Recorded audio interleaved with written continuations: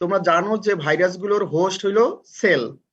এটা যে কোনো ধরনের সেল হতে পারে, এটা ব্যাকটেরিয়াল সেল হতে পারে, এটা ফাঙ্গাল সেল হতে পারে, এটা ম্যামালিয়ান সেল হতে পারে। সেলগুলো হলো host.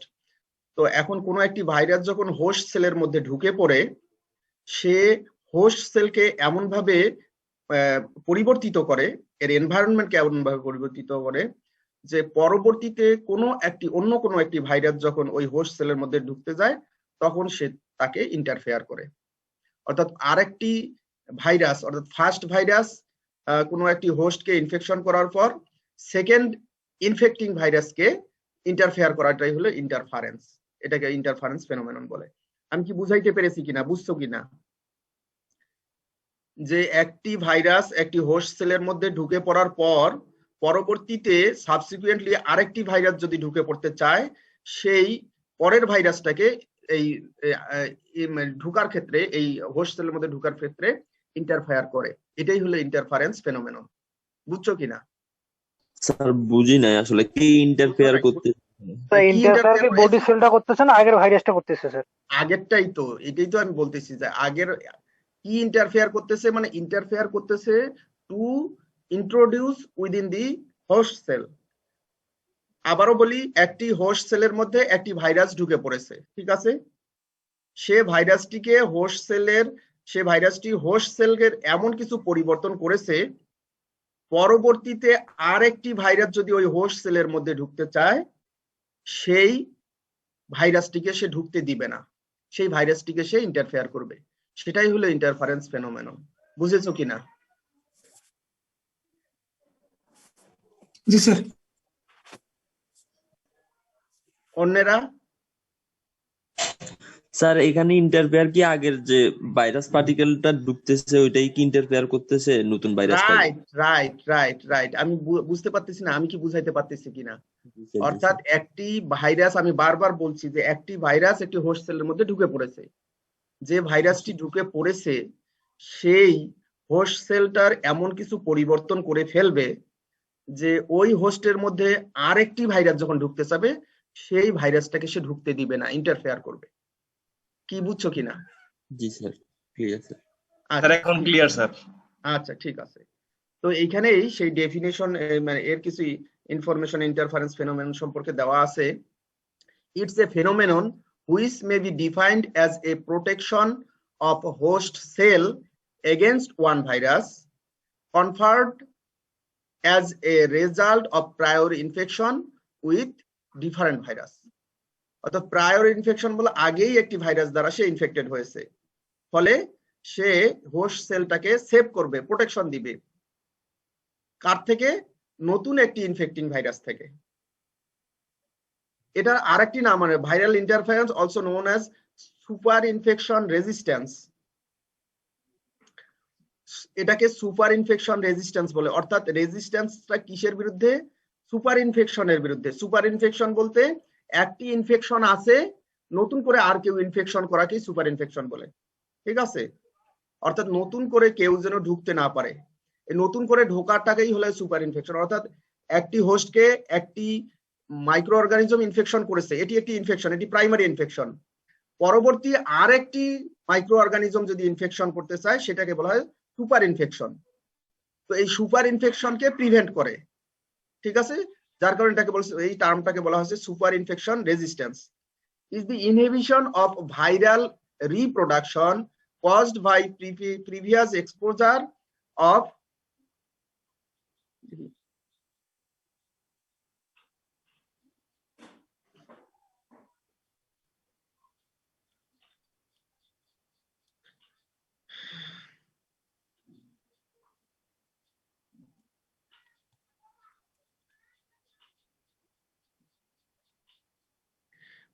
exposure of cell to another virus. The exact mechanism for viral interference is unknown. কিভাবে এই ইন্টারফারেন্স গুলো ঘটে তা ক্লিয়ার নয় আর কি। তারপরেও কিছু মেথড বা কিছু হলো আমি বলবো যে হাইপোথিসিস আছে কিভাবে এই ইন্টারফারেন্স গুলো ঘটে, ঠিক আছে? আবারও ইন্টারফারেন্স সম্পর্কে আরো কিছু ইনফরমেশন এখানে দেয়। Interference phenomenon is the inhibition of replication of a virus by a previous infection with another virus. The two viruses may be unrelated, related or identical. এখন এখানে এই সেন্টেন্সটিতে যেটি বলেছে যে এই দুই ধরনের ভাইরাস কি একই রকম হতে পারে, হতে পারে। তারা রিলেটেড ভাইরাস হতে পারে, তারা আনরিলেটেড হতে পারে, বা আইডেন্টিক্যালও হতে পারে। এই কথাটি বুঝছো কিনা? অর্থাৎ প্রাইমারি ইনফেকশন যে ভাইরাসটি করেছে সে ইন্টারফেয়ার কাকে করবে? সে ইন্টারফেয়ার করতে পারে ওই রকমের আরেকটি ভাইরাসকে, অথবা ওর কোনো আত্মীয় স্বজনকে, অথবা একেবারে অনাত্মীয়কে। আমার কথা কি বুঝছো কিনা? অর্থাৎ একটি পক্স ভাইরাস একটি হোস্ট সেলের মধ্যে ঢুকে পড়েছে, সে আর একটি পক্স ভাইরাসকে এন্টার করার ক্ষেত্রে বাধা দিতে পারে, এটি হতে পারে।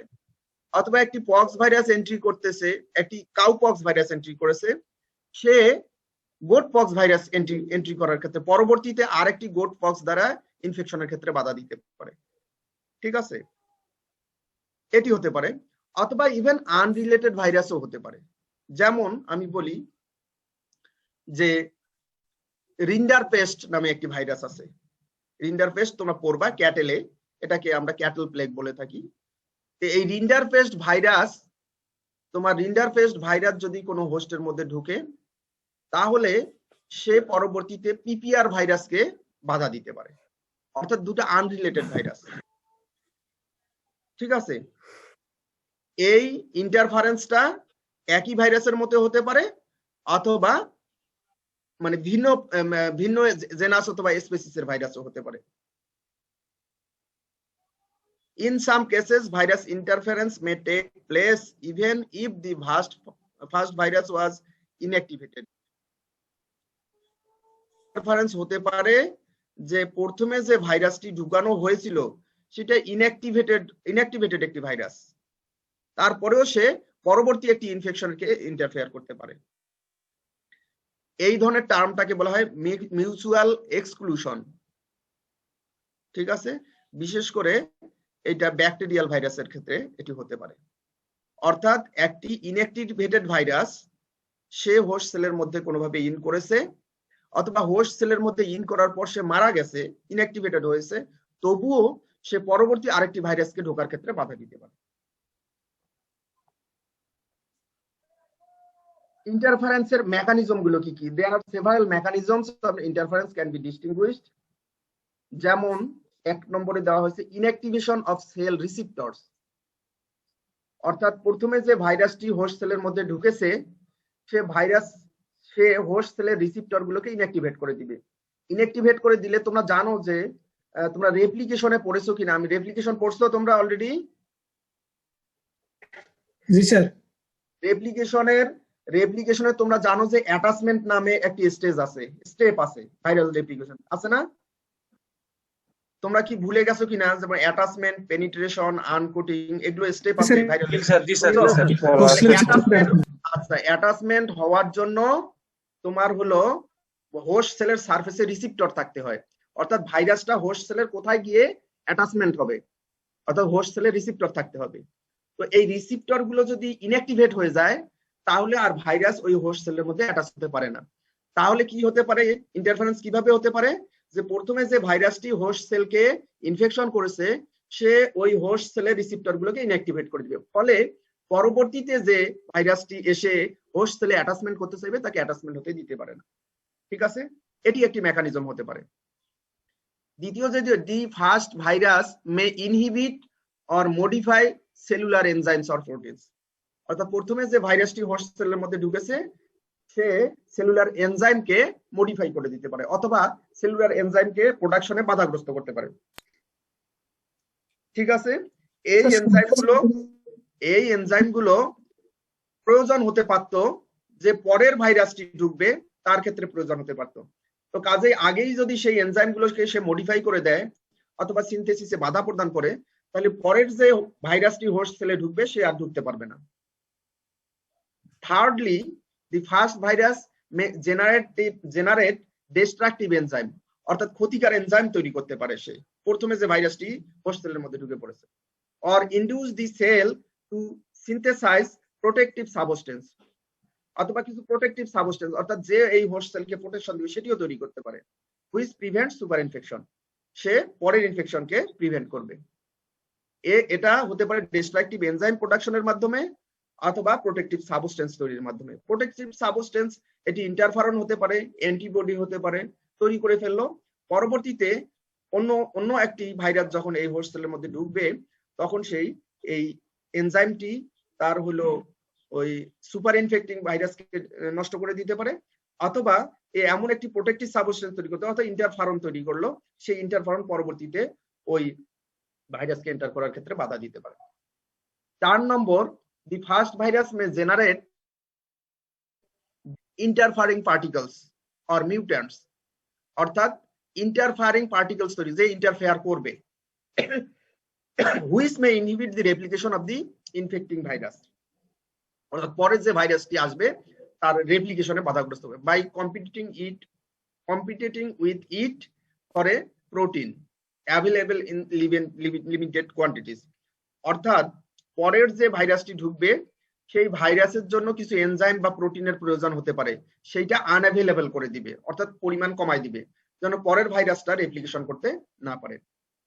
This type of viral interference has been called auto interference and depends on a greater replicative efficiency of the defective interfering particles or mutants compared to the infecting virus, অর্থাৎ ইনফেক্টিং ভাইরাসের জন্য যে পরিমাণ তোমার হলো প্রোটিনের প্রয়োজন সেই পরিমাণ প্রোটিন সে তৈরি করতে বাধা দিবে। এই 3-4টি প্রক্রিয়ায় ইন্টারফারেন্স হতে পারে। ইন্টারফারেন্সের এগুলো হলো মেকানিজম, ঠিক আছে। ইন্টারফারেন্সের মেকানিজম গুলো, একটি হলো রিসিপ্টরকে সে ইনঅ্যাক্টিভেট করে দিতে পারে, সে এনজাইম সেলুলার এনজাইম প্রোডাকশনকে বাধাগ্রস্ত করতে পারে অথবা মডিফাই করে দিতে পারে, সে কিছু ডিস্ট্রাকটিভ এনজাইম তৈরি করতে পারে অথবা প্রোটেক্টিভ সাবস্টেন্স তৈরি করতে, অর্থাৎ এগুলো সবগুলোই করতে পারে প্রথমে যে ভাইরাসটি ইন করেছে সে, অথবা ডিফেক্টিভ ইন্টারফারিং পার্টিকেলস তৈরি করতে পারে অথবা মিউট্যান্ট পার্টিকেলস তৈরি করতে পারে। এগুলো ইনহিবিট করে রেপ্লিকেশন অফ দি সেকেন্ড ইনফেক্টিং ভাইরাসকে, ঠিক আছে। এই 3-4টা মেকানিজমের কথা বলা হয়েছে। এরপরেই যে ইম্পর্টেন্ট জিনিস সেটি হলো ইন্টারফারন।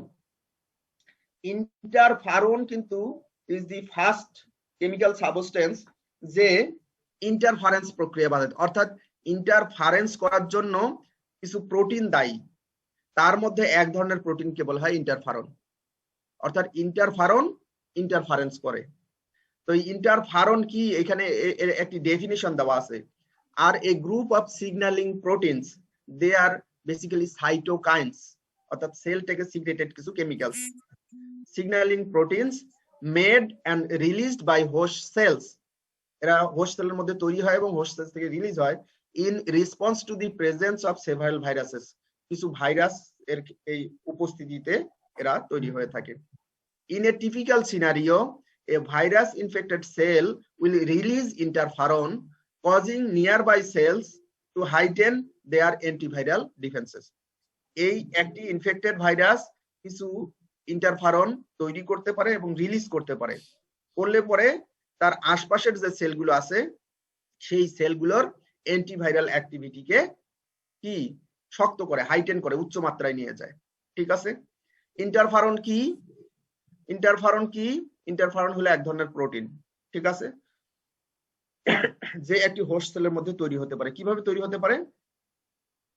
একটি ভাইরাস যদি ওই হোস্ট সেলের মধ্যে ঢুকে পড়ে তখন এই হোস্ট সেল ওই ভাইরাসকে,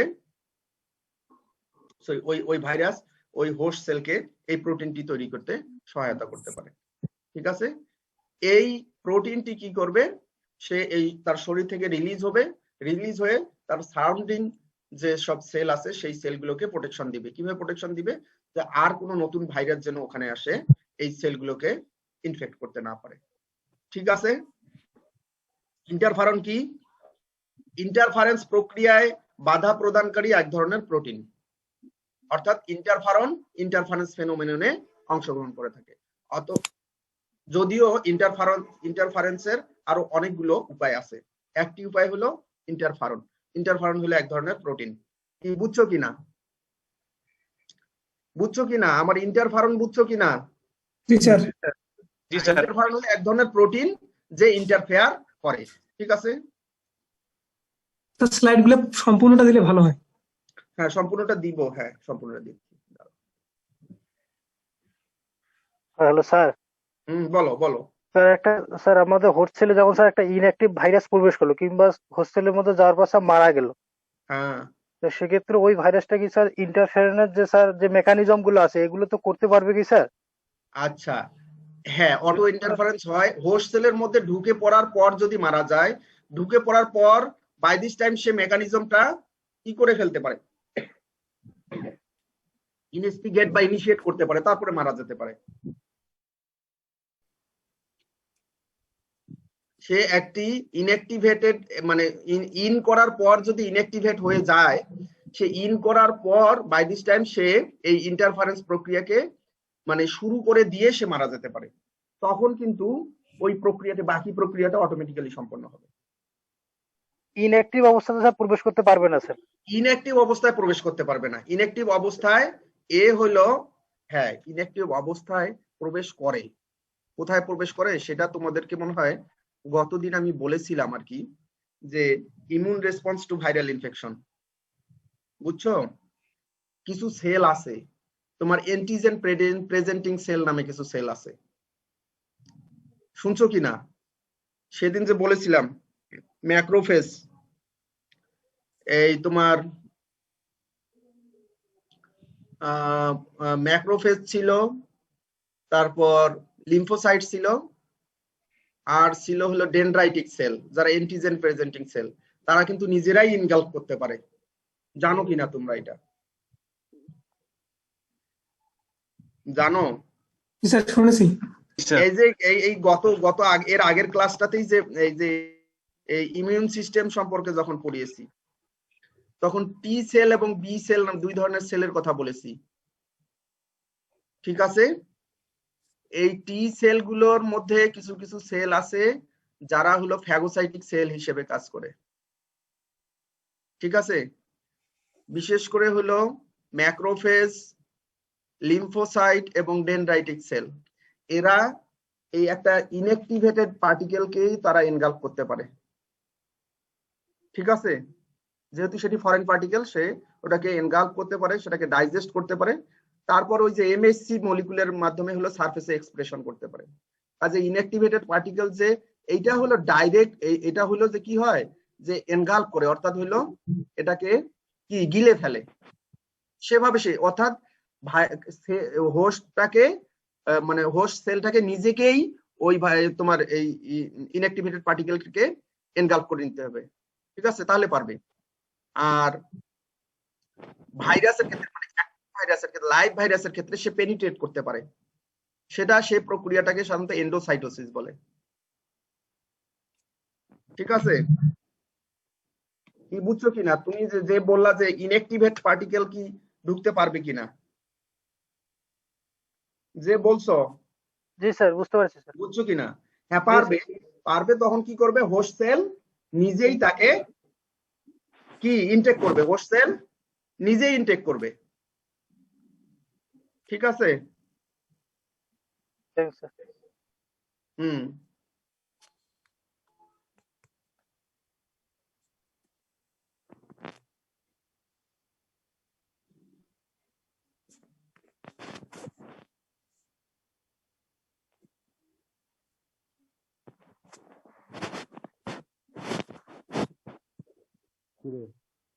কখন যাবি?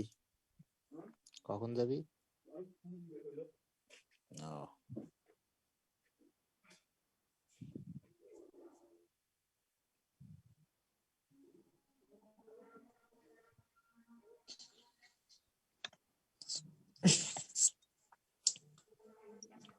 স্যার হুম। স্যার ইন্টারফেরন কি ভ্যাকসিনের বিকল্প হিসেবে কাজ করতে পারে? ইন্টারফারন ভ্যাকসিনের বিকল্প হিসেবে কাজ করতে পারে। ইন্টারফারন এটাকে হ্যাঁ ভ্যাকসিনের বিকল্প হিসেবে কাজ করতে পারে, ঠিক আছে? মানে এটাকে তোমার হলো জাস্ট হলো ইমিউন সিরাম যে হিসেবে ব্যবহার করা যায়, জাস্ট ইমিউন সিরাম হিসেবে ব্যবহার করা যেতে পারে, বুঝছো কিনা? হাইপার ইমিউন সিরাম ব্যবহার করে না, শুনছো কিনা? হাইপার ইমিউন সিরাম তো ব্যবহার করা যায়, জানো কিনা?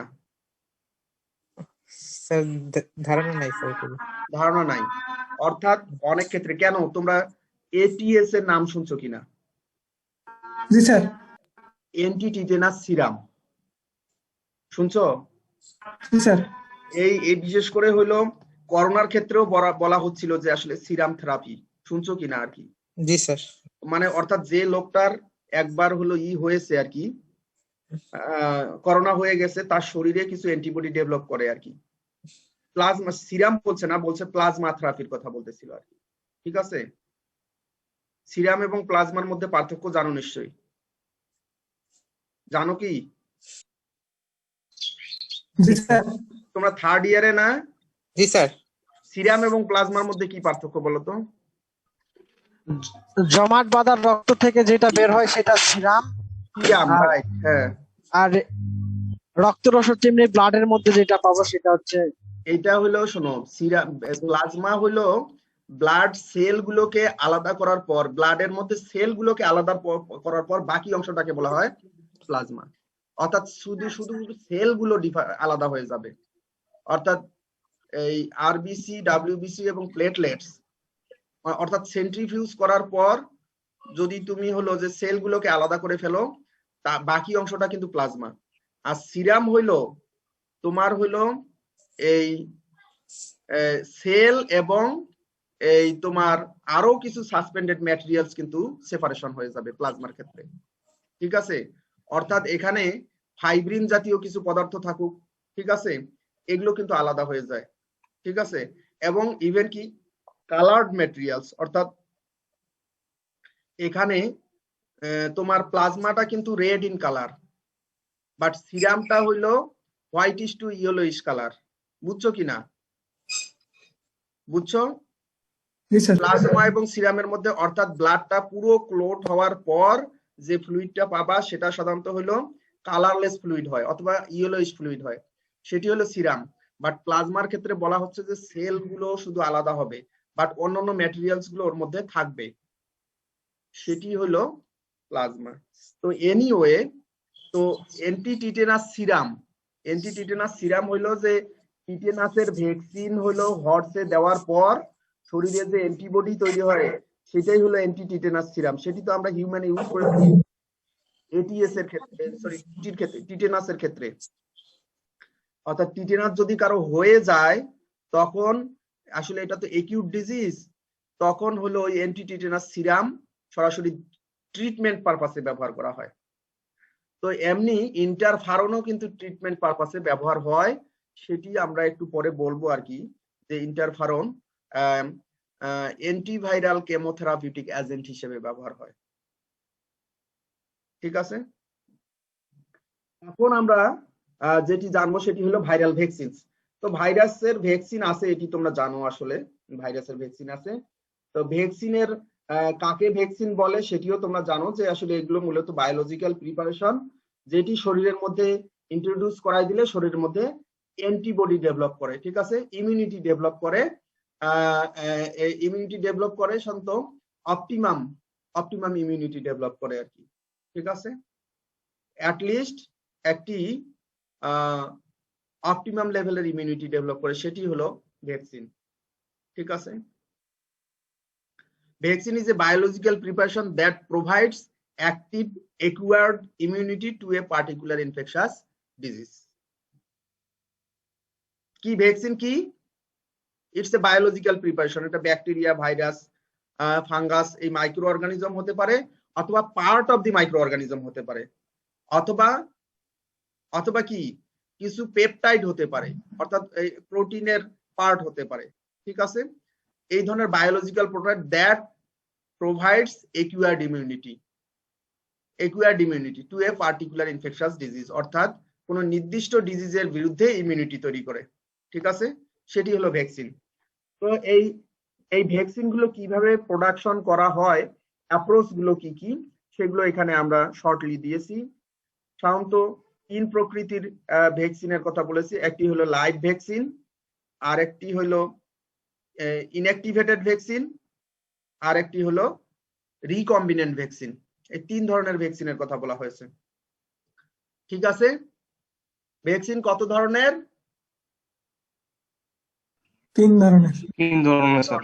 একটি হলো লাইভ ভ্যাকসিন, আর একটি হলো কিল্ড অথবা ইনঅ্যাক্টিভেটেড ভ্যাকসিন, আর একটি হলো রিকম্বিন্যান্ট ভ্যাকসিন।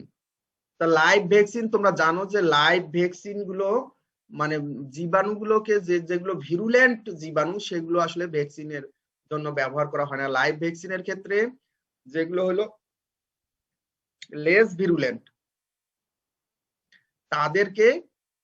তাদেরকে অথবা তাদেরকে আরো অ্যাটেনুয়েশন করে, অর্থাৎ তাদের ভিরুলেন্সটাকে রিডিউস করে শরীরের মধ্যে দিলে শরীরে সে ডিজিজ প্রডিউস করতে পারে না।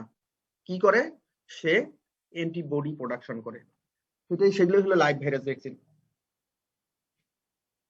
তাই এই অ্যাপ্রোচ গুলো হতে পারে vaccines produced from naturally occurring attenuated virus, অর্থাৎ ন্যাচারেই সে অ্যাটেনুয়েটেড ফর্মে আছে, সেখান থেকে ভ্যাকসিন প্রোডাকশন করা হতে পারে। Vaccine produced by serial passage in cultured cell, অর্থাৎ সেলের মধ্যে সেল কালচারে যদি আমরা ভাইরাস গুলোকে সিরিয়াল প্যাসেজ দেই, অর্থাৎ একটার পর একটা প্যাসেজ দেই। প্যাসেজ বলতে একবার কালচার করা, সেখান থেকে ভাইরাস গুলো নিয়ে পরে আর একবার কালচার করা, সেল কালচার, তারপরে সেখান থেকে ভাইরাসকে নিয়ে পরে আর একবার কালচার করা, এগুলোকে প্যাসেজ বলা হয়। প্যাসেজ বলতে পাস করা, সেল কালচারের মধ্যে দিয়ে পাস করা। সিরিয়াল বলতে একের পর এক। এভাবে একের পর এক সেল কালচারে যদি এই ভাইরাস গুলোকে কালচার করা যায় তাহলে তাদের ভিরুলেন্স খর্ব হয়, কমে যায়, অ্যাটেনুয়েশন হয়।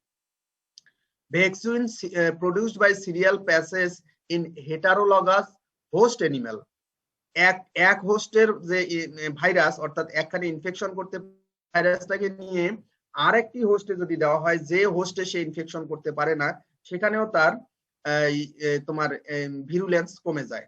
সে প্রক্রিয়াও হলো লাইভ ভাইরাসকে অ্যাটেনুয়েশন করা যেতে পারে। আর কি?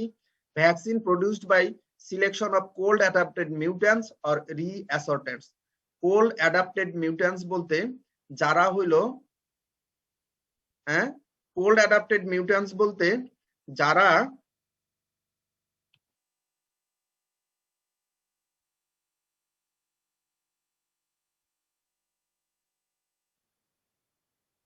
তোমার কোল্ডের সংস্পর্শে এসে তারা হলো তাদের ভিরুলেন্স কমে গেছে আর কি। সেজন্য অর্থাৎ কোল্ডের সংস্পর্শে আনার কারণে যাদের হলো তোমার অ্যাটেনুয়েশন হয়েছে, এই ধরনের তোমার প্রক্রিয়া করে এই অ্যাটেনুয়েশন করা হয়ে থাকে এবং এই অ্যাটেনুয়েটেড ভাইরাস গুলোকে ভ্যাকসিন হিসেবে ব্যবহার করা হয়ে থাকে। Cold adapted mutant.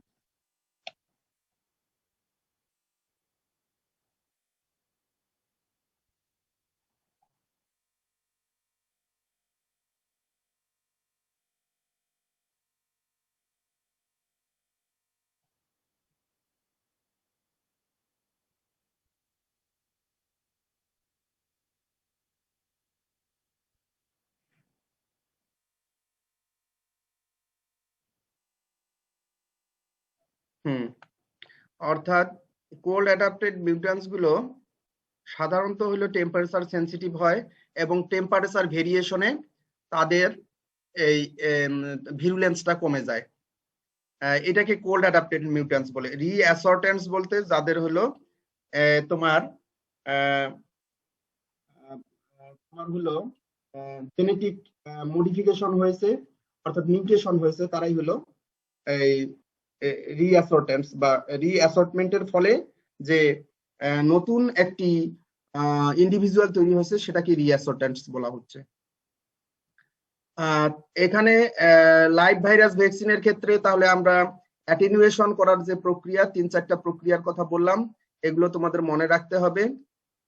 একটি হলো যে ন্যাচারালি অ্যাটেনুয়েটেড আছে, আর একটি হলো সেল কালচারে প্যাসেজ দিয়ে অ্যাটেনুয়েশন করা যেতে পারে, আর একটি হলো হেটারোলগাস হোস্টে অ্যাটেনুয়েশন করা যেতে পারে, আর একটি হলো কোল্ড অ্যাডাপ্টেড একটি ভাইরাসকে সে একটি কোল্ডে অ্যাডাপ্টেড, অর্থাৎ ঠান্ডায় সে অ্যাডাপ্টেড, সেই টেম্পারেচারটা ওই টেম্পারেচার থেকে ভেরিয়েশন করলে, অর্থাৎ টেম্পারেচার যদি একটু হায়ার টেম্পারেচারে এক্সপোজারে নিয়ে যাওয়া যায় তাহলে তার অ্যাটেনুয়েশন হয়। এই 4 ধরনের ভাইরাসকে লাইভ ভাইরাস ভ্যাকসিন হিসেবে ব্যবহার করা যেতে পারে। তোমরা বুঝছো কিনা?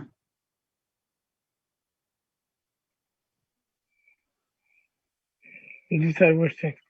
বুঝছি বলতে লাইভ ভাইরাসকে প্রথমেই প্রশ্ন আসতে পারে, এটি কিন্তু মনে রাখতে হবে, এবং প্রশ্ন আসতে পারে যে একটি লাইভ ভাইরাস তো সরাসরি ডিজিজ করার কথা, তাই কিনা?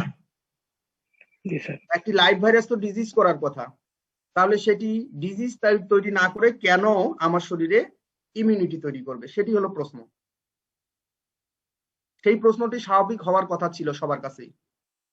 তো সেখান থেকে ওভারকাম করার উপায় হলো যে তার ডিজিজ তৈরি করার ক্ষমতাটাকে নষ্ট করে ফেলা হয়। ঠিক আছে, ডিজিজ তৈরি করার ক্ষমতাটাকে নষ্ট করে ফেলা হয়। নষ্ট করে ফেললে সে আর ডিজিজ তৈরি করতে পারে না, বাট সে একটি অ্যান্টিজেন হিসেবে কাজ করে, অ্যাক্টিভ অ্যান্টিজেন হিসেবে কাজ করে। সেই অ্যান্টিজেনের এগেনস্টে অ্যান্টিবডি প্রোডাকশন হয়। বুঝছো? জি স্যার। আচ্ছা, গুড। এই সিরিয়াল প্যাসেজ, এটি তোমরা সেল কালচার নিশ্চয়ই শুনেছো বা শুনছো কিনা আমি জানি না। সেল কালচার শুনছো? সেল কালচার, টিস্যু কালচার, এগুলো শুনছো কিনা? শুনছি স্যার। আচ্ছা, জি good. স্যার। হ্যাঁ, তো এখন ঘটনা হইলো যেমন হলো তোমরা পিপিআর এর নাম শুনেছো, ঠিক আছে? পিপিআর এর নাম শুনেছো? জি স্যার, পেস্টি বেসড পিকিস। হ্যাঁ, পিপিআর হইলো ছাগলের একটি ভাইরাল ডিজিজ, ছাগল এবং ভেড়া আর কি, স্মল রুমিনেন্টেড ডিজিজ। ঠিক আছে, একেই এই ছাগল ভেড়া থেকে যদি সরিয়ে নেওয়া হয়, ছাগল ভেড়ার হোস্ট থেকে যদি অন্য হোস্টে দেওয়া হয়, তখন তার হলো এই মানে অর্থাৎ সেল কালচার, অন্য সেল কালচারে যদি দেওয়া হয়, তখন এর হইলো এই স্বাভাবিক যে ভিরুলেন্স, ছাগল ভেড়া অর্থাৎ যেমন হলো গোট কিডনি সেল আছে, গোট কিডনি সেলে তাকে দিলে সে গ্রো করবে, মাল্টিপ্লাই করবে, অ্যাজ ইট ইজ থাকবে। বাট এইটাকে যদি ভেরো সেলে দেওয়া হয়, ভেরো হলো এক ধরনের ক্যান্সারাস সেল, হ্যাঁ, ভেরো সেলে যদি আবার এদেরকে কালচার দেওয়া হয়, তাহলে তার হলো ইনফেকশন পাওয়ারটা কমে যায়, সে অ্যাটেনুয়েটেড হয়ে যায়। তখন এই ভেরো সেলে কালচার দিয়ে তার হলো এই যখন অ্যাটেনুয়েশন হয়, তখন এটাকে আবার প্রায় হলো 60 প্যাসেজ যদি দেওয়া হয় কন্টিনিউয়াসলি, তাহলে তার অ্যাটেনুয়েশন হয়ে যায়, তার হলো ভিরুলেন্সটা কমে যায়। ঠিক আছে, আর একটি কিন্তু হেটারোলোগাস হোস্টের কথা বলা হয়েছে, অর্থাৎ যে ভাইরাসটি হলো ক্যাটেলে ইনফেকশন করে, সেই ভাইরাসটি যদি কালেকশন করে তুমি র্যাটে দাও, মাইসে দাও, গিনিপিগে দাও, তাহলে কিন্তু তার হলো ইনফেকশন করার ক্ষমতা, অর্থাৎ ন্যাচারাল হোস্ট থেকে আনন্যাচারাল হোস্টে দেওয়া, দিলে পরে তার শক্তিটা খর্ব হয়ে যাবে। ঠিক আছে, আর পরেরটি বলছি যেটি, যে একটি কোল্ডে মানে একটি টেম্পারেচার, নির্দিষ্ট টেম্পারেচার সে অ্যাডাপ্টেড, সেই টেম্পারেচার থেকে একটু ভেরিয়েশন করলে তার হলো এই ভিরুলেন্সটা কমে যায়। এটা হলো লাইভ ভাইরাস। বলো, ন্যাচারাল থেকে আনন্যাচারাল জিনিসটা বুঝলাম না স্যার। ন্যাচারাল এবং আনন্যাচারাল। ন্যাচারাল হইলো, শোনো, যে এইডস কার হয়? মানুষের তো হয়। মানুষের হয় এবং কিছু অ্যানিমেলের হয়। সেই অ্যানিমেল গুলোর নাম জানো কিনা? স্যার শিম্পাঞ্জি, মানকি, শিম্পাঞ্জি, বানর, ঠিক আছে, এপস যারা আর কি, এদের হয়। ঠিক আছে, কিন্তু এইটা যদি তুমি ঘোড়াতে এই ভাইরাসটি দাও, তার এইডস হবে না। আমার কথা কি ক্লিয়ার কিনা? জি স্যার। হ্যাঁ, অর্থাৎ এই প্রত্যেকটা ভাইরাসের কিছু স্পেসিফিক হোস্ট আছে, সেই স্পেসিফিক হোস্টের বাইরে অন্য হোস্টে দিলে সে ইনফেকশন করতে পারবে না। যেখানে সে ইনফেকশন করতে পারে সেগুলো হলো ন্যাচারাল হোস্ট। বুঝছো কিনা এখন ন্যাচারাল আনন্যাচারাল? বুঝেছি স্যার, থ্যাংক ইউ। আচ্ছা, গুড। এরপরে নন রেপ্লিকেটিং নেটিভ অ্যান্টিজেন ভ্যাকসিন, অর্থাৎ নন রেপ্লিকেট, অর্থাৎ যে ভাইরাসটি আর রেপ্লিকেট করতে পারে না, অর্থাৎ যে ভাইরাসটিকে ইনঅ্যাক্টিভেট করা হয়েছে, সেই ভ্যাকসিনের কথা বলা হয়েছে। ঠিক আছে, এই ইনঅ্যাক্টিভেটেড ভ্যাকসিন গুলো, ইনঅ্যাক্টিভেটেড, ও আগেরটা হলো মানে লাইভ ভাইরাস, আর একটি হলো ইনঅ্যাক্টিভেটেড ভাইরাস, বিটা হলো ইনঅ্যাক্টিভেটেড ভাইরাস। সেই ইনঅ্যাক্টিভেটেড হতে পারে ভ্যাকসিন প্রডিউস করে ইনঅ্যাক্টিভেটেড হোল ভিরিয়ন্স, অর্থাৎ পুরো ভাইরাসটিকে ইনঅ্যাক্টিভেট করে যদি শরীরে ইন্ট্রোডিউস করা যায়, তাহলে সে অ্যান্টিজেন হিসেবে কাজ করে এবং অ্যান্টিজেনের এগেইনস্টে অ্যান্টিবডি প্রোডাকশন হতে পারে। Vaccine produced from native viral sub units, অর্থাৎ ভাইরাসের একটি পার্টকে অ্যান্টিজেন হিসেবে ব্যবহার করা যেতে পারে, সেখান থেকেও অ্যান্টিবডি প্রডিউস হতে পারে। Vaccine produced from purified native viral proteins, অর্থাৎ একটি স্পেসিফিক টার্গেট প্রোটিন, অর্থাৎ ভাইরাস অনেকগুলো প্রোটিন তৈরি করতে পারে, যে প্রোটিনটার অ্যান্টিজেনিক প্রপার্টি আছে, শুধু সেই প্রোটিনটা কালেক্ট করে শরীরে দিলে সেটা অ্যান্টিজেন হিসেবে কাজ করবে এবং তার এগেইনস্টে অ্যান্টিবডি প্রোডাকশন হতে পারে। ঠিক আছে, অর্থাৎ একটি হোল ভাইরাস হতে পারে, পার্ট অফ দি ভাইরাস হতে পারে, অথবা প্রডিউসড প্রোটিন হতে পারে, যেটাকে হলো শরীরে দিলে শরীরে অ্যান্টিজেন হিসেবে কাজ করবে এবং অ্যান্টিজেন তার বিরুদ্ধে অ্যান্টিবডি প্রোডাকশন করবে। বুঝছো কিনা? নেটিভ বলতে কি বোঝাইছে এখানে? নেটিভ বলতে হলো যে মানে প্রকৃত আর কি, নেটিভ বলতে প্রকৃত। ঠিক আছে,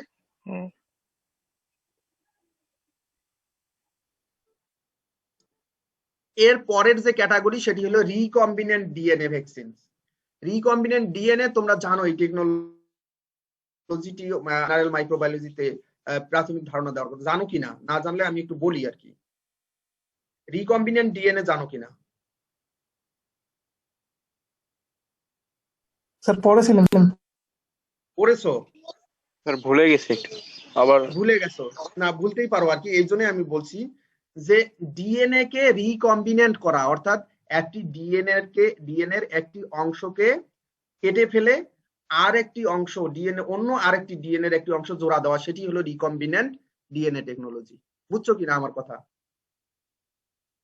জি স্যার। বুঝছো? জি স্যার, বুঝছি স্যার।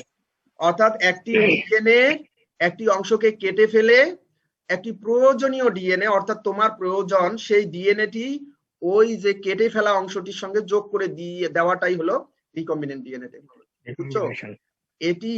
এটি ভ্যাকসিন প্রোডাকশনের জন্য করা হয়ে থাকে। এখন এটা যেমনটি আমি বলি যে ভ্যাকসিন প্রোডাকশনের জন্য, অর্থাৎ ভ্যাকসিন প্রোডাকশনের জন্য কিছু অ্যান্টিজেন দায়ী। অ্যান্টিজেন গুলো প্রোটিন। ঠিক আছে, এই প্রোটিন গুলো কে তৈরি করে? ডিএনএ তৈরি করে। ডিএনএ থেকে আরএনএ তৈরি হয়, আরএনএ প্রোটিন তৈরি করে। জানো কিনা এই প্রক্রিয়াগুলো? Sir transcription. হ্যাঁ, ট্রান্সক্রিপশন এন্ড ট্রান্সলেশন। তো এখন আমি যদি জানি যে ডিএনএ এর কোন অংশটা এই প্রোটিনটি তৈরি করে, ঠিক আছে, ওই অংশটা আমি আমি আমি ওর সিকোয়েন্সটা যদি আমি জানি, সেই এই অংশটা আমি কেটে একটি আমার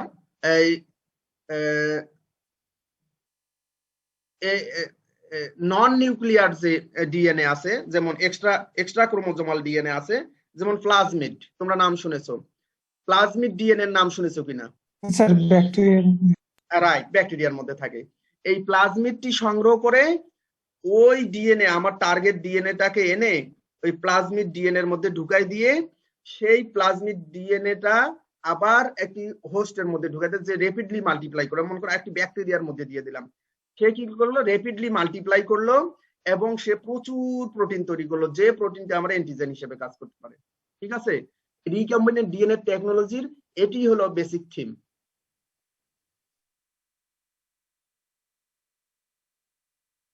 বুঝছো কিনা? Sir good. তাহলে হলো যে একটি ডিএনএ এর একটি অংশ কেটে ফেলে আরেকটি ডিএনএ সংযুক্ত করেই হলো রিকম্বিনেন্ট ডিএনএ টেকনোলজি। করার পর এটাকে একটি হোস্ট সেলের মধ্যে ইন করে দেওয়া হয়, দিলে পরে সেখানে এই হোস্ট সেলে এই ডিএনএটা মাল্টিপ্লাই করতে থাকে। মাল্টিপ্লাই করলে তোমার একটা ডিজায়ার্ড প্রোডাক্ট সে তৈরি করে দিতে পারে, সেটি হলো রিকম্বিনেন্ট ডিএনএ টেকনোলজি। তো এই রিকম্বিনেন্ট ডিএনএ এবং অন্যান্য টেকনোলজি গুলো এখানে কি ভাবে এগুলো অ্যাপ্লাই করা হয় সেটির একটি লিস্ট দেওয়া আছে। যেমন vaccine produced by recombinant DNA technology by the attenuation of viruses by gene deletion.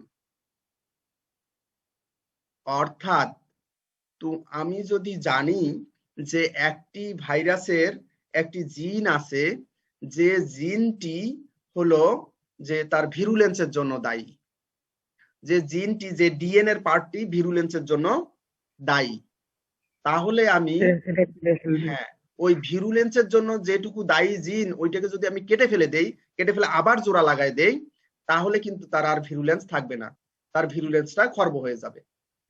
ঠিক আছে, সেটি হলো point 1। Point 2, vaccine produced by recombinant DNA technology by expression of viral proteins in eukaryotic or bacterial sales.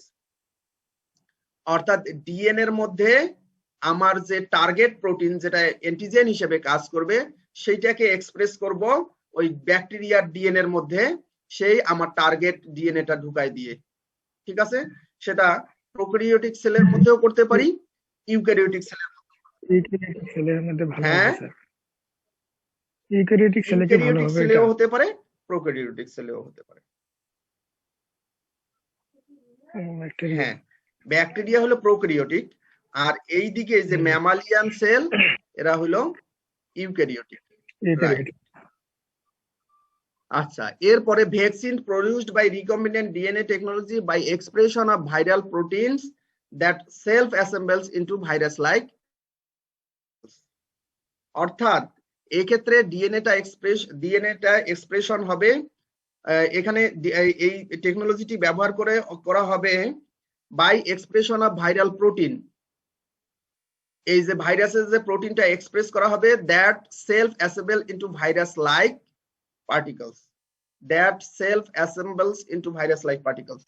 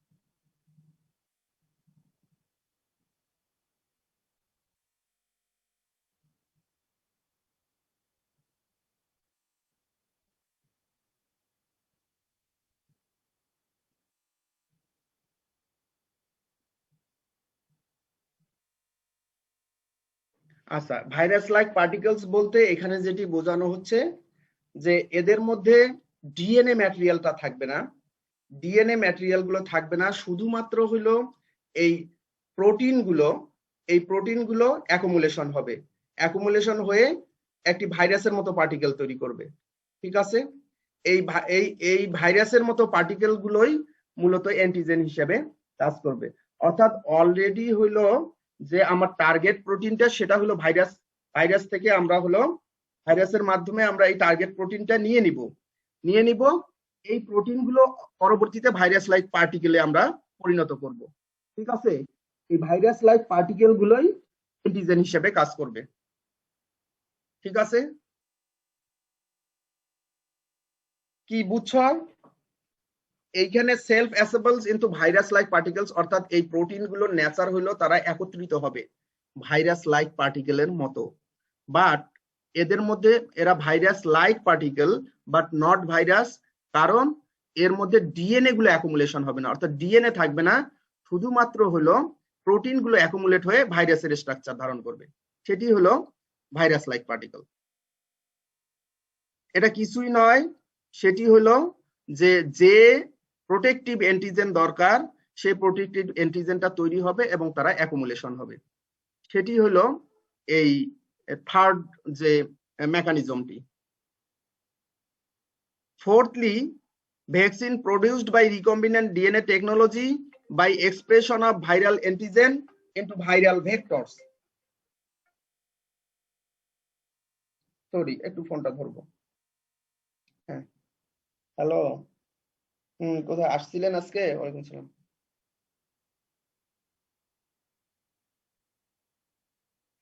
হুম হুম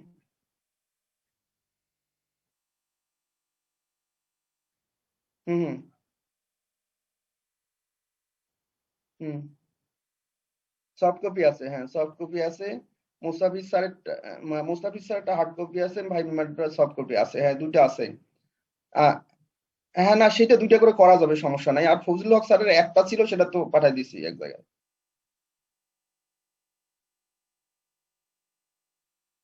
ও হো, না না না না, যায়নি। ওই যে উনি মনে হয় ঢাকায় ছিল, তবে আজকে তো ফেরার কথা ছিল আমি যতটুকু জানি। এখনো হয়তো মহিউদ্দিনের কাছে একটা আছে এই এই ইটটা। হ্যাঁ হ্যাঁ হ্যাঁ, আর তো কপি নাই। এখন যদি ইমার্জেন্সি হয় তাহলে ওইটাই ফটোকপি করতে হবে। হ্যালো,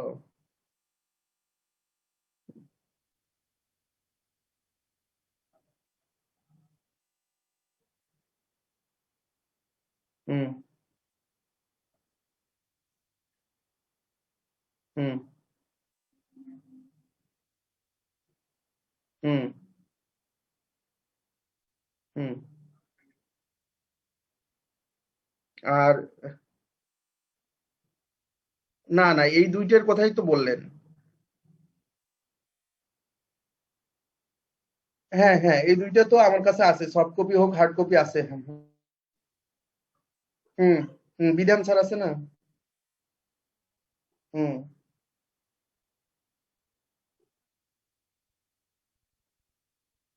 হুম হুম হুম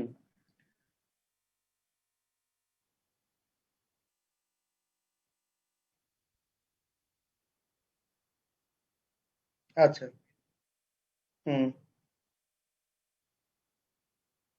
হুম আচ্ছা, না ঠিক আছে, আপনারা ঘুরে আসেন। হ্যাঁ, ঠিক আছে ঘুরে আসেন। আচ্ছা, ঠিক আছে, যান ঘুরে আসেন। তা আমি এই দুটা হলো কালকে রেডি করে রাখবো নি। হুম আচ্ছা ঠিক আছে। হুম ঠিক। হুম।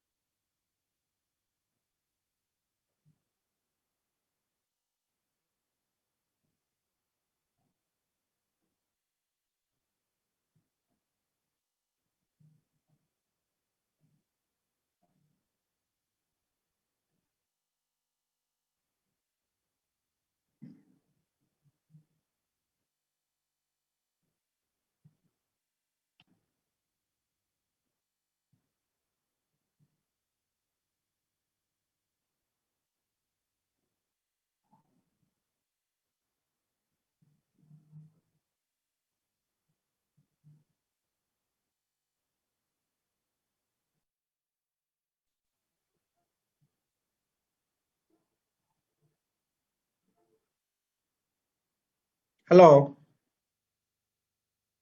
হ্যালো, জি স্যার, শুনতে জি স্যার পাচ্ছি। শুনতে। আচ্ছা ঠিক আছে।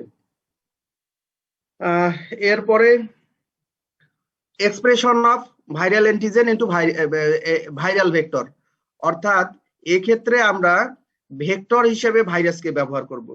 অর্থাৎ যে প্রোটিনটি অ্যান্টিজেন হিসেবে কাজ করবে সেই অ্যান্টিজেনটি আমরা এক্সপ্রেশন করব ভাইরাস ব্যবহার করে। এর আগে আমরা বলছিলাম যে প্রোক্যারিওটিক অথবা ইউক্যারিওটিক সেলের মধ্যে দিয়ে, ঠিক আছে।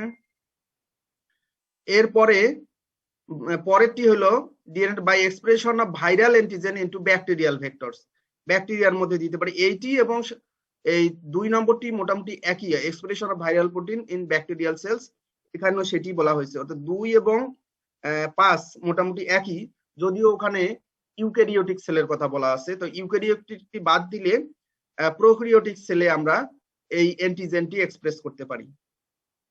তারপর 6 নম্বরে vaccine produced by recombinant by formation of viral chimeras, viral chimeras তৈরি করে। কাইমেরাস কি? Viruses with replicative machinery of one virus and the protective antigen of another. অর্থাৎ একটি ককটেল ভাইরাস যেখানে এর রেপ্লিকেটিভ মেশিনারি থাকবে হলো এক ভাইরাসের এবং প্রোটেক্টিভ অ্যান্টিজেন থাকবে হলো অন্য একটি ভাইরাসের। এই ধরনের একটি ভাইরাস অর্থাৎ কম্বাইন্ড ভাইরাসকে ভাইরাল কাইমেরাস বলা হচ্ছে। অর্থাৎ প্রোটেক্টিভ অ্যান্টিজেন আমার যেটি দরকার, অর্থাৎ যেটি অ্যান্টিজেন হিসেবে কাজ করে অ্যান্টিবডি প্রোডাকশনের জন্য, সেটি এক ভাইরাস থেকে নেওয়া হবে, আর এটাকে মাল্টিপ্লাই করার জন্য আরেকটি ভাইরাস ব্যবহার করা হবে, সেটাকেই হলো ভাইরাল কাইমেরাস বলা হচ্ছে। এরপরে vaccine produced by recombinant DNA technology by the organic synthesis of viral peptides. অর্থাৎ পেপটাইড বলতে পেপটাইড হলো কি? পার্ট অফ কি? প্রোটিন, তাই না? নিউক্লিক অ্যাসিডের চেইন হলো পেপটাইড। পেপটাইড গুলো কিছু পেপটাইড একত্রিত হয়ে প্রোটিন তৈরি করে, তাই তো বিষয়টি। এই পেপটাইড গুলো আমরা সিনথেসিস করেও আমরা ভ্যাকসিন হিসেবে ব্যবহার করতে পারি, ঠিক আছে। Synthesis of peptide. এছাড়া vaccine produced by recombinant technology by the production and administration of anti-idiotypic antibodies DNA vaccine. Anti-idiotypic antibody কি?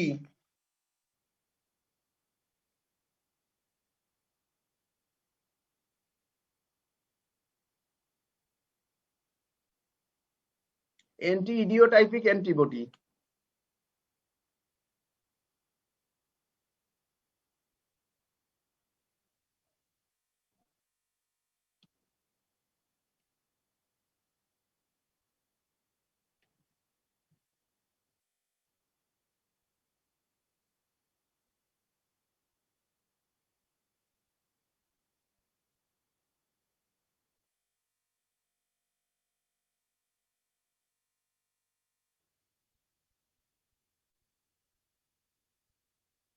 অর্থাৎ যে অ্যান্টিবডিটি আরেকটি অ্যান্টিবডির সঙ্গে বাইন্ড করতে পারে সেটি হলো অ্যান্টি-ইডিওটাইপিক অ্যান্টিবডি বলা হয়, ঠিক আছে। যে অ্যান্টিবডিটি আরেকটি অ্যান্টিবডির সঙ্গে বাইন্ড করতে পারে সেটিকে বলা হয় অ্যান্টি-ইডিওটাইপিক অ্যান্টিবডি। তাহলে ঘটনাটি কি দাঁড়ালো? Vaccine produced by recombinant by the production administration of anti-idiotypic antibodies DNA vaccine. এটা হলো যে অ্যান্টিবডি অ্যান্টিজেনের এগেইনস্টে অ্যান্টিবডি প্রোডাকশন হয়, অ্যান্টিজেনের এগেইনস্টে অ্যান্টিবডি প্রোডাকশন হয়, অ্যান্টিবডি অ্যান্টিজেনের সঙ্গে বাইন্ড করে অ্যান্টিজেনকে ডিস্ট্রাকশন। অর্থাৎ বিষয়টি হলো অ্যান্টিবডিটি অ্যান্টিজেনের অপোজিট একটি পার্ট, অ্যান্টিজেনটা অ্যান্টিবডির অপোজিট একটি পার্ট। অর্থাৎ এমন একটি প্রোটিন আমরা প্রডিউস করব যা অ্যান্টিবডির বিপরীত হিসেবে কাজ করবে, অর্থাৎ এটাই অ্যান্টিজেন হিসেবে কাজ করবে। এই অ্যান্টিজেনটা প্রোডাকশন করার জন্য একটি ডিএনএ ব্যবহার করব, ঠিক আছে। সেটি হলো অ্যান্টি-ইডিওটাইপিক অ্যান্টিবডি ডিএনএ ভ্যাকসিন। আমার কথা কি বুঝছো কিনা শেষেরটি? সেটি হলো যে অ্যান্টিবডিটি আমরা তৈরি করতে চাই তার জন্য একটি অ্যান্টিজেন দরকার, সেই অ্যান্টিজেনের আদলে একটি প্রোটিন তৈরি করব, সেই প্রোটিনটি অ্যান্টিবডির অপোজিট হিসেবে কাজ করবে, ঠিক আছে। সেই অপোজিট অ্যান্টিবডিটা তৈরির জন্য এক ধরনের ডিএনএ ব্যবহার করে, অর্থাৎ ওই অ্যান্টিবডির আমরা প্রোটিন সিকোয়েন্স অথবা পেপটাইড সিকোয়েন্স যদি আমরা জানি তাহলে আমরা সেইটি তৈরির জন্য আমরা ডিএনএ সিলেকশন করতে পারি। সেই ডিএনএ ওই ধরনের প্রোটিন তৈরি করবে, সেই প্রোটিনটি অ্যান্টিজেন হিসেবে কাজ করবে। সেই অ্যান্টিজেনটার নামই হলো অ্যান্টি-ইডিওটাইপিক অ্যান্টিবডি। অর্থাৎ অ্যান্টিবডির বিপরীত একটি প্রোটিন। ঠিক আছে, এগুলো হলো যে টেকনোলজির রিকম্বিনেন্ট টেকনোলজি এবং এর মডিফিকেশন করে এই ভ্যাকসিন গুলো প্রোডাকশন করা যেতে পারে। এই যে রিকম্বিনেন্ট ডিএনএ টেকনোলজিতে যে কয়েকটি 6, 7, 8টি পয়েন্ট আমরা হলো আলোচনা করেছি, এগুলো তোমাদের বুঝতে কোথায় সমস্যা হয়েছে আমাকে একটু বললে আমি চেষ্টা করব ক্লিয়ার করার।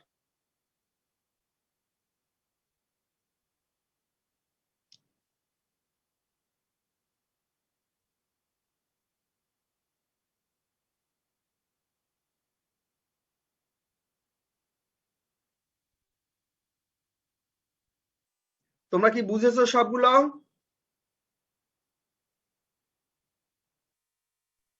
একটু দেখা লাগবে স্যার। কাইমেরাসটা দেখা একবার লাগবে। বলে দিন। ভাইরাল কাইমেরাস অর্থাৎ একটি ভাইরাস, এটাকে একটি রিকম্বিনেন্ট ভাইরাস বলতে পারো, যার মধ্যে তার রেপ্লিকেশন করার জন্য, অর্থাৎ ভাইরাস কিন্তু রেপ্লিকেশন প্রপার্টিস আছে, অর্থাৎ এক ভাইরাস থেকে অনেকগুলো ভাইরাস তৈরি হয়। এর জন্য কিছু এনজাইমের প্রয়োজন হয়, এর জন্য নিউক্লিক অ্যাসিডের প্রয়োজন হয়।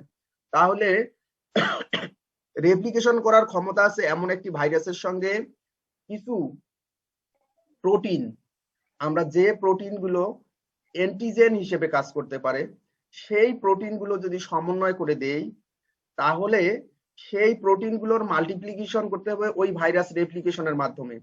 ঠিক আছে, তাহলে একটি ভাইরাসের মধ্যে যার রেপ্লিকেশনের জন্য যে পার্টটি, সেটি একটি ভাইরাসের, মানে একটা ভাইরাস আমরা এমন একটি ভাইরাস তৈরি করব এভাবে যে ভাইরাসের একটি অংশ রেখে আরেকটি অংশকে আমরা রিপ্লেস করব।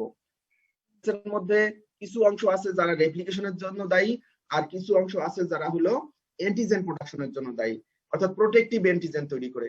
এই প্রোটেক্টিভ অ্যান্টিজেন তৈরি করার যে মেশিনারি গুলো, যে পার্ট গুলো, সেটি অন্য একটি ভাইরাস থেকে এনে এই ভাইরাসের মধ্যে দিব, যে ভাইরাসের শুধুমাত্র রেপ্লিকেশন করার ক্ষমতা থাকবে। তাহলে কি হবে, এর রেপ্লিকেশন করবে, সাথে সাথে আমার প্রোটেক্টিভ অ্যান্টিজেন তৈরি করার জন্য যে পার্টটুকু দরকার সেটাকেও মাল্টিপ্লাই করবে। ফলে কি হবে, এটা কমপ্লেক্স একটা ইয়ে তৈরি করবে। হ্যাঁ রাইট, সেটি হলো ভাইরাল কাইমেরাস। আচ্ছা, এখন আমি এর ভিতরগুলা তোমাদের একটুখানি থিঙ্কিং করলে তোমরা বুঝতে পারবা। মূল জিনিসটি আমি বলছি যে একটি ডিএনএ এর মধ্যে আমার প্রয়োজন অনুযায়ী একটি অংশ রিপ্লেস করে দেওয়া, দিলে পরে সে কি করবে, আমার ডিজায়ার্ড জিনিসটি তৈরি করার জন্য ইনস্ট্রাকশন দিবে। ঠিক আছে, সেটি হলো রিকম্বিনেন্ট ডিএনএ টেকনোলজির কাজ। এখন যেভাবেই করি না কেন, একে কেটে জোড়া দিয়ে একটি ভাইরাসের মধ্যে ঢুকাই দিতে পারি, এটি কেটে জোড়া দিয়ে একটি ব্যাকটেরিয়ার মধ্যে ঢুকাই দিতে পারি, একে কেটে জোড়া দিয়ে একটি ম্যামালিয়ান সেলের মধ্যে ঢুকাই দিতে পারি, হ্যাঁ, একে কেটে আবার একটি ভাইরাসের মধ্যে ঢুকাই দিতে পারি, আবার একটি কেটে চুড়ে দুই ধরনের ভাইরাসের কম্বিনেশন করতে পারি। বুঝতে পারছো কথাটা? তো এটাই হলো রিকম্বিনেন্ট ডিএনএ টেকনোলজির বেসিক প্রিন্সিপাল, এবং এটাকে কিছুটা মডিফিকেশন করে বিভিন্নভাবে ব্যবহার করা হয়েছে। মূল উদ্দেশ্য হলো এই ডিএনএতে আমার টার্গেট প্রোটিন দিবে, এই প্রোটিনটা কি করব, এই প্রোটিনটা অ্যান্টিজেন হিসেবে ব্যবহার করব, অ্যান্টিজেন শরীরে দিলে তার এগেইনস্টে অ্যান্টিবডি তৈরি হবে। Is it clear? ডিএনএ সিকোয়েন্সটা কিভাবে নির্ধারণ করা হয় স্যার? ডিএনএ সিকোয়েন্সটা কিভাবে নির্ধারণ করা হয়েছে, তোমার হলো এই ক্ষেত্রে তোমার মলিকুলার মাইক্রোবায়োলজি জানতে হবে। তোমার জানো যে এখানে হলো পিউরিন এবং পাইরিমিডিন বেজ আছে না? জি স্যার। হ্যাঁ, এই বেজ সিকোয়েন্স গুলো স্টাডি করা হয়, এই বেজ সিকোয়েন্স গুলো স্টাডি করা হয়, এবং এগুলো স্টাডি করে এগুলোর হলো এর পরবর্তী পাথওয়ে গুলো স্টাডি করা হয়। অর্থাৎ এগুলি কিন্তু এত সহজ ম্যাটার নয় আসলে। এর এই যে বায়োলজিক্যাল যে পাথওয়ে গুলো, এই আসলে এখানে তোমার হলো সিনথেটিক পাথওয়ে, রেগুলেশন পাথওয়ে, অর্থাৎ তোমার হলো ডাউন স্ট্রিম রেগুলেশন কিভাবে হয় সেটা অনেক দিন ধরে, দীর্ঘদিন ধরে স্টাডি করতে হয়। অর্থাৎ একটি ডিএনএ এর এই সিকোয়েন্সটি থাকলে কি ধরনের প্রোটিন সিনথেসিস হয় সেটা স্টাডি হয়। কেটে দিয়ে দেখা হয় যে আসলে পরবর্তীতে যে প্রোটিন গুলো তৈরি হচ্ছে তার নেচার কিরকম। এভাবে স্টাডি করতে করতে এক সময় ওই প্রোটিন এবং ওই ডিএনএ এদের সমন্বয়টা দেখা হয়, এদের মধ্যে কি তোমার রিলেশন আছে সেটি দেখা হয়। দেখে তখন ফিক্স করা হয় যে ডিএনএ এর এই অংশটি এই প্রোডাক্টের জন্য দায়ী। বুঝতে পারছো কথাটি? জি স্যার। এটার জন্য দীর্ঘ সময় স্টাডির প্রয়োজন আছে, অর্থাৎ ডিএনএর কোন অংশের জন্য কোন ধরনের প্রোটিন সিনথেসিস হয় সেটি কিন্তু আসলে দীর্ঘ সময় স্টাডি করে তারপরে এটি বের করা হয়। করলে পরে ওই যে অংশ ডিএনএ কিন্তু আবার হলো আর্টিফিশিয়ালি তৈরি করা যায়। আর্টিফিশিয়ালি অর্থাৎ ডিএনএ কিন্তু তুমি হলো এই বেস গুলো জোড়া দিতে পারো, আর্টিফিশিয়ালি জোড়া দিয়ে দিয়ে সিনথেটিক ডিএনএ তৈরি করতে পারো।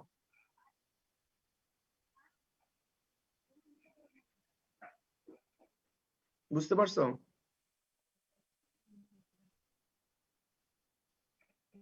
এই হলো বিষয়। স্যার হুম। স্যার আমাদের এই যে ভাইরাল ভ্যাকসিন প্রোডাকশনের মানে এটা নিয়ে স্যার কোনো প্র্যাকটিক্যালি কোনো কাজ করানো হবে কি স্যার আমাদের?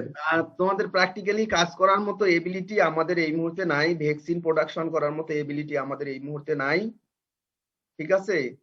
আমরা সর্বোচ্চ হলো হ্যাঁ তোমার রিকম্বিনেন্ট ডিএনএ ভ্যাকসিন তৈরি করার মতো এবিলিটি নাই, তবে ভাইরাস কিলিং এর এবিলিটি আমাদের আছে। কিলিং এর জন্য 3 ধরনের ম্যাটেরিয়ালস কেমিক্যালস এর দরকার হয়, একটু লিখে রাখো। একটি হলো ইথাইলিন এমিন, ইথাইলিন এমিন, আর একটি হলো ফরমালিন,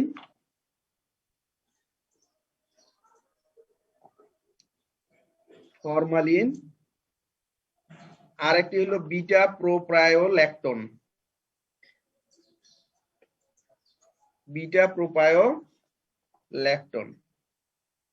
এদের দ্বারা ভাইরাসকে ইনঅ্যাক্টিভেটেড ভ্যাকসিন আমরা প্রোডাকশন করতে পারবো।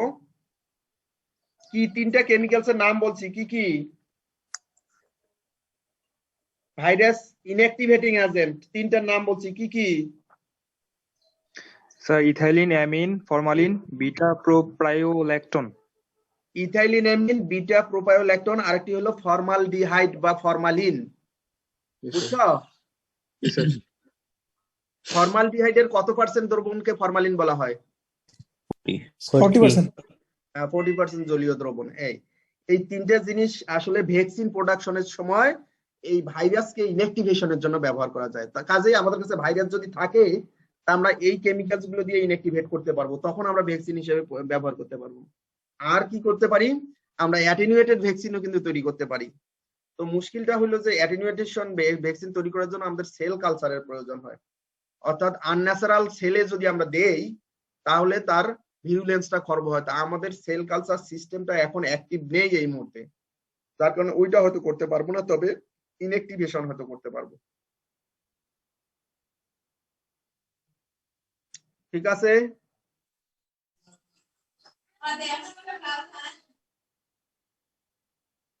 হ্যালো, জি স্যার। হ্যাঁ আমরা কিন্তু শেষ করি নাই, আরো একটু বাকি আছে। ভাইরাল ভ্যাকসিনস এর পর আমরা হলো কেমোথেরাপি নিয়ে একটু কথা বলবো, ঠিক আছে? কেমোথেরাপি মানে কেমোথেরাপি, ফিজিওথেরাপি, রেডিওথেরাপি নাম শুনেছো না? শুনেছো? ফিজিওথেরাপি নাম শুনেছো? জি স্যার, এটা দেওয়া হয় অনেক চিকিৎসা ক্ষেত্রে। হ্যাঁ, ফিজিওথেরাপি বিশেষ করে হলো পেইন রিমুভ করার ক্ষেত্রে ফিজিওথেরাপি অনেক সময় কাজ করে থাকে, জানো তো না? জি হ্যাঁ। স্যার। জি স্যার। রেডিওথেরাপি দেওয়া হয় শান্ত ক্যান্সার ট্রিটমেন্টে, অনেক সময় রেডিওথেরাপি দেওয়া হয়, শুনছো নাকি? রেডিও বলতে রেডিয়েশন, তাই না? জি স্যার। রেডিয়েশন দিয়ে সেল নষ্ট করা হয় স্যার। হ্যাঁ, আর একটি হলো কেমোথেরাপি। কেমোথেরাপি বলতে কেমিক্যাল ইউজ, কেমিক্যাল এজেন্ট দিয়ে ট্রিটমেন্ট, সেটি হলো কেমোথেরাপি, ঠিক আছে? তো এইটা কেমোথেরাপিতে আমরা কেন আসলাম হলো যে ব্যাকটেরিয়া, যেমন তোমরা জানো কিনা যে ব্যাকটেরিয়ার কিন্তু কিলিং এর জন্য অ্যান্টিবায়োটিক আছে না?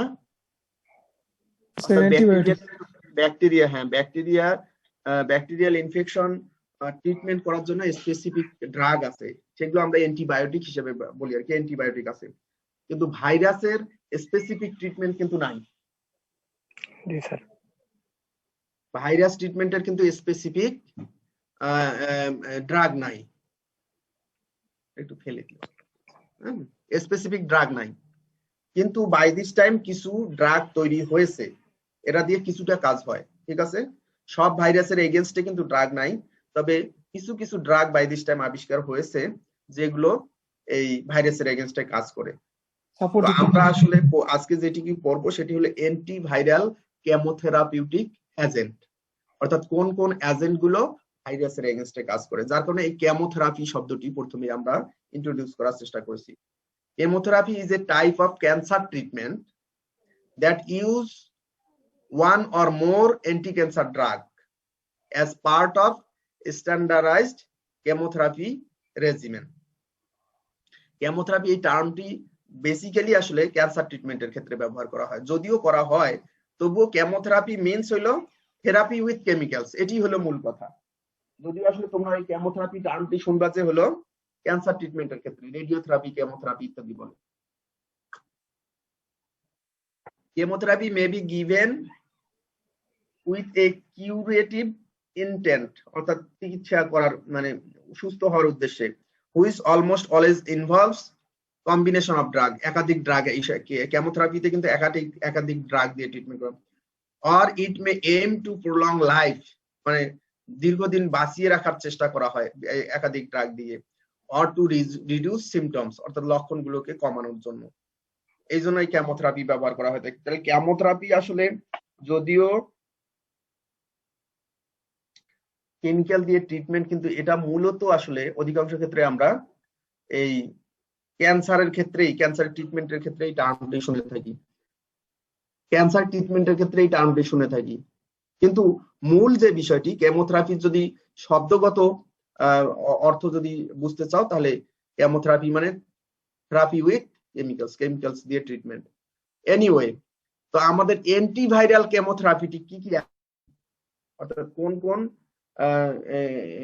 কেমিক্যালস দিয়ে আমরা ভাইরাসের ট্রিটমেন্ট করতে পারি, সেটার একটা লিস্ট দেওয়া আছে, 10টা কেমিক্যালস এর নাম দেওয়া আছে। এগুলোকে ড্রাগস অথবা প্রোটোটাইপস ড্রাগ বলা, অর্থাৎ ড্রাগের মতো জিনিস। ডান দিকে দেখো ড্রাগস অথবা প্রোটোটাইপ ড্রাগস এদের বলা হয়, অর্থাৎ ড্রাগের মতো জিনিস। ঠিক আছে, এরা হলো কিভাবে কাজ করে সেটিও আমাদের একটু জানা দরকার, অর্থাৎ এই কেমোথেরাপিউটিক এজেন্ট গুলোর মোড অফ অ্যাকশন কি। 2 নম্বরে আসি। 1 নম্বরের আগে রিমান্টিডিন নামে একটি কেমোথেরাপিউটিক এজেন্ট আছে, অর্থাৎ অ্যান্টিভাইরাল ড্রাগ আছে রিমান্টিডিন, শুনছো নাকি নাম? স্যার রিমান্টিডিন। রিমান্টিডিন, রিমান্টিডিন একটি অ্যান্টিভাইরাল ড্রাগ। ঠিক আছে, এ কাজ করে কোন সময়? আনকোটিং এর সময়, অর্থাৎ আনকোটিং এর সময় বলতে এটা মূলত আনকোটিং কে বাধা দেয় আর কি। অর্থাৎ আনকোটিং যদি না হয়, তোমরা জানো যে ভাইরাসের রেপ্লিকেশনে ভাইরাস অ্যাটাচমেন্ট হবে, পেনিট্রেশন হবে, তারপর আনকোটিং হতে হবে। আনকোটিং হওয়ার পর এই ভাইরাল নিউক্লিক অ্যাসিড গুলো হোস্ট সেলের মধ্যে ছড়িয়ে যেতে হবে, জানো কিনা? জি স্যার। রেপ্লিকেশনের সময় দেখবা যে তার প্রোটিন কোডটাকে আগে ডিজলভ হতে হবে, তারপর ডিএনএটা বেরিয়ে আসতে হবে। ঠিক আছে, তো এখন রিমান্টিডিন দিয়ে যদি চিকিৎসা করা হয় তাহলে ভাইরাসকে আর আনকোড হইতে দেয় না, অর্থাৎ ঠিক আছে ভাইরাসের প্রোটিনটা আর ভেঙে যায় না। ঠিক আছে, অর্থাৎ এই কোডটা কোড আকারে থাকে, তাহলে নিউক্লিক অ্যাসিডটা যদি বের হয়ে আসতে না পারে তাহলে সে আর রেপ্লিকেশন করতে পারবে না। ঠিক আছে, রিমান্টিডিন কিভাবে কাজ করে? রিমান্টিডিন কিভাবে কাজ করে?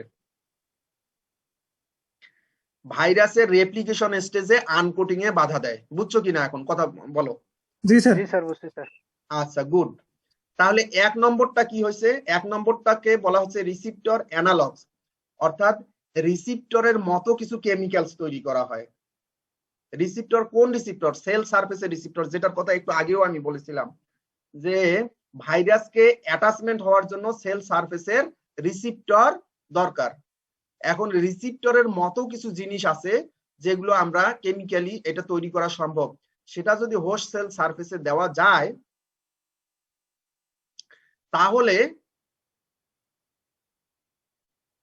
তাহলে কি হবে?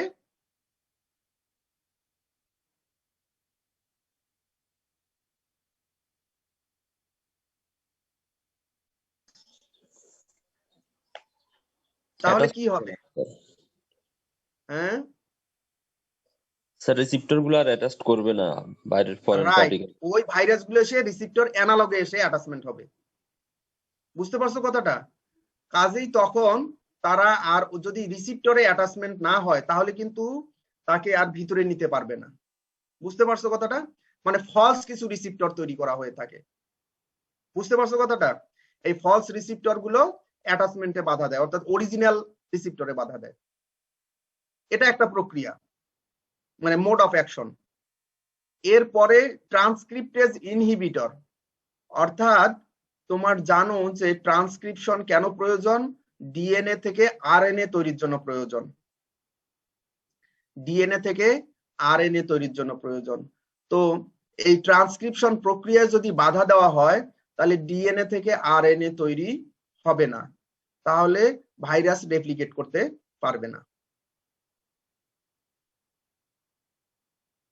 এরপরে আছে জিডোভিউডিন, এটা রিভার্স ট্রান্সক্রিপশন প্রক্রিয়ায় বাধা দেয়। অর্থাৎ যেসব ক্ষেত্রে ভাইরাস রেপ্লিকেশনে রিভার্স ট্রান্সক্রিপশনের প্রয়োজন আছে। রিভার্স ট্রান্সক্রিপশন কি আমি বলেছিলাম, মনে হয় তোমরা মনে রাখছো, যে ডিএনএ থেকে আরএনএ তৈরির প্রক্রিয়াকে বলা হয় ট্রান্সক্রিপশন, কিন্তু কখনো কখনো আরএনএ থেকে ডিএনএ তে রূপান্তরিত হওয়ার প্রয়োজন হয়। এই আরএনএ থেকে ডিএনএ তৈরির প্রক্রিয়াকে বলা হয় রিভার্স ট্রান্সক্রিপশন। তাহলে জিডোভিউডিন এই রিভার্স ট্রান্সক্রিপশন প্রক্রিয়াকে বাধা প্রদান করে।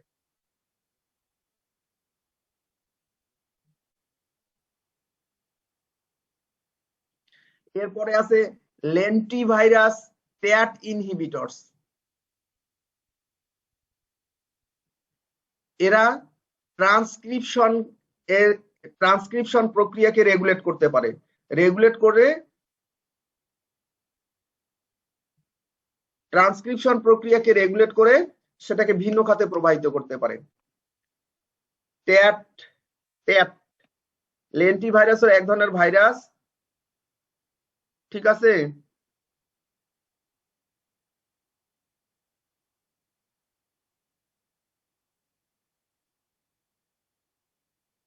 ট্যাট কি?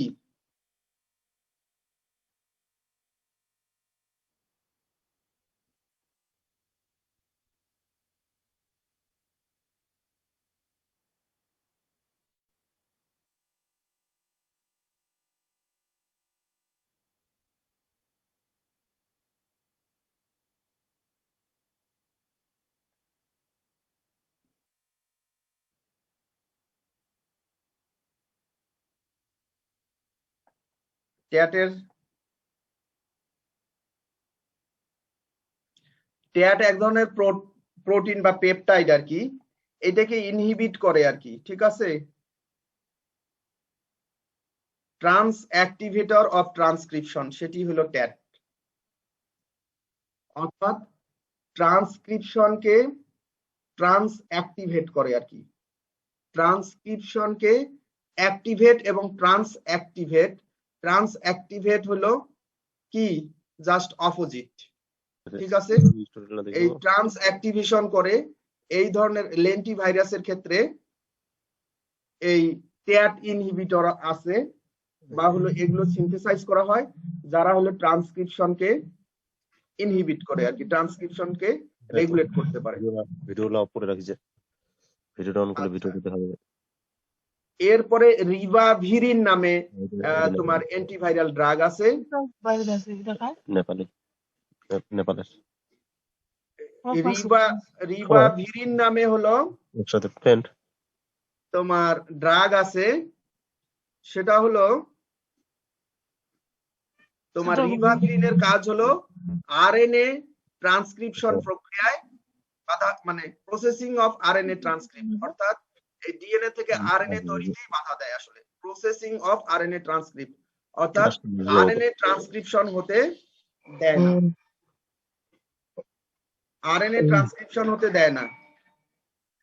এরপরে আছে ইন্টারফারন। তাড়াতাড়ি পড়া কমপ্লিট করে কালকে তাড়াতাড়ি আসবো, কালকে যেন পড়া কমপ্লিট হয়।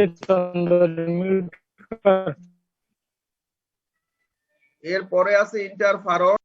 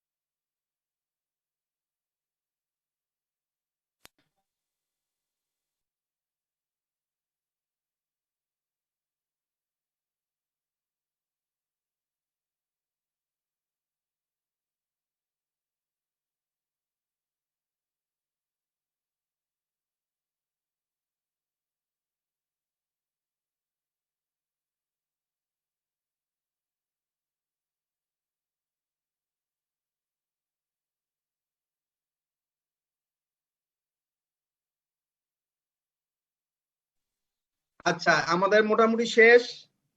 রিভাভিরিন হলো আরএনএ ট্রান্সক্রিপশন প্রক্রিয়া বাধা প্রদান করে। এরপরে ইন্টারফারন, যেটি আমরা একটু আগে পড়েছি, translation of viral Messenger RNA into protein, অর্থাৎ এই প্রোটিন আরএনএ থেকে মেসেঞ্জার আরএনএ থেকে প্রোটিন তৈরির প্রক্রিয়া বাধা প্রদান করে। এটি মনে রাখতে হবে ইন্টারফারন কিভাবে কাজ করে। Translation of viral mRNA into protein, এটি অর্থাৎ এই জায়গাটাতে কাজ করে, অর্থাৎ ভাইরাল মেসেঞ্জার আরএনএ থেকে প্রোটিন তৈরির প্রক্রিয়াকে বাধা প্রদান করে। প্রোটিয়েজ ইনহিবিটর, এটা হলো ট্রান্সলেশন হওয়ার পরে প্রোটিনকে ভাঙার প্রয়োজন হয়, সেই জায়গাটাতে এ বাধা প্রদান করে। Post translational cleavage of protein, অর্থাৎ প্রোটিন তৈরি হওয়ার পর ট্রান্সলেশনের পর যে প্রোটিন তৈরি হয় সেটাতে ক্লিভেজে, অর্থাৎ এটাকে ভাঙার ক্ষেত্রে বাধা প্রদান করে, সেটা হলো প্রোটিয়েজ ইনহিবিটর। অ্যাসাইক্লোগুয়ানোসিন, সেটা replication of viral DNA genome, অর্থাৎ ভাইরাসের ডিএনএ এর রেপ্লিকেশনে বাধা প্রদান করে, সেটি হলো অ্যাসাইক্লোগুয়ানোসিন। আর এটা ট্রেড নেম আছে হলো অ্যাসাইক্লোভির। আর রেপ্লিকেজ ইনহিবিটর, সেটি হলো ভাইরাল আরএনএ জেনোম রেপ্লিকেশনে বাধা প্রদান করে, সেটি হলো রেপ্লিকেজ ইনহিবিটর। এই কয়টি হলো অ্যান্টিভাইরাল ড্রাগ হিসেবে বাজারে ব্যবহৃত হয়, ঠিক আছে। এগুলোর কোনোটা হলো তার প্রোটোটাইপ ড্রাগ, আর কোনোটা হলো ট্রেডমার্ক ড্রাগ আর কি। যেমন রিমান্টিডিন নামে বাজারে আছে, রিভাভিরিন নামে বাজারে আছে, জিডোভিউডিন নামে বাজারে আছে।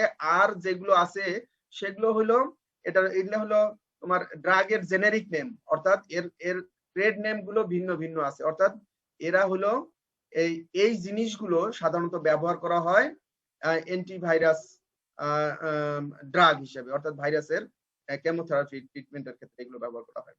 এটা বুঝছো কিনা, মোড অফ অ্যাকশন গুলো বুঝছো কিনা? জি স্যার, বুঝছি স্যার।